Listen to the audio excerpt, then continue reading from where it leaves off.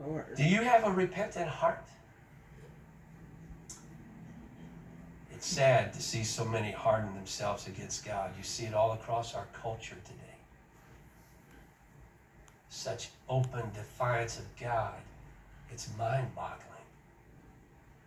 The world gathers for the Olympics. The world, the nations of the world are represented there. And they allow a bunch of drag queens to come out and mock the Last Supper. That's the world. And you wonder how God Almighty, who is altogether holy, how he refrains from judging the world immediately? Well, know this. The day of his long suffering is coming to a close. I quoted it to you in the sermon. John the Baptist preached it. Who has warned you to flee the wrath of God to come? I'm standing here telling you today, it's time to get right with God. I'm going to ask our team to come back. Ask them to share a final song. I want you to listen closely as I close now. Look up here at me. Look at me as I finish. There is a reason Jesus endured the cross.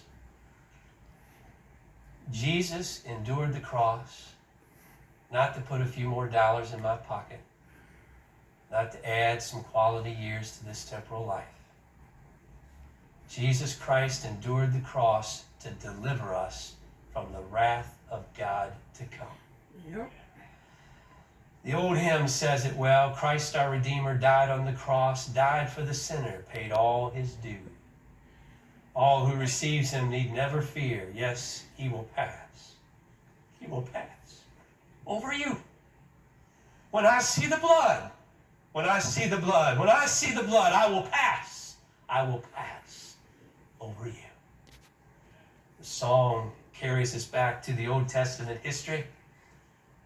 God sent Moses to deliver Israel. Pharaoh hardened his heart, and a last plague was introduced by the Lord. He told Moses to get Israel ready. He said the death angel is going to pass through the land of Egypt.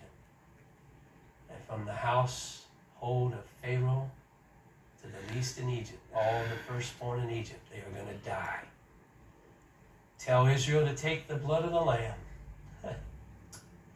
and take that blood, apply it to the side post, across the top of the door, and tell your people to stay in that house where the blood's applied.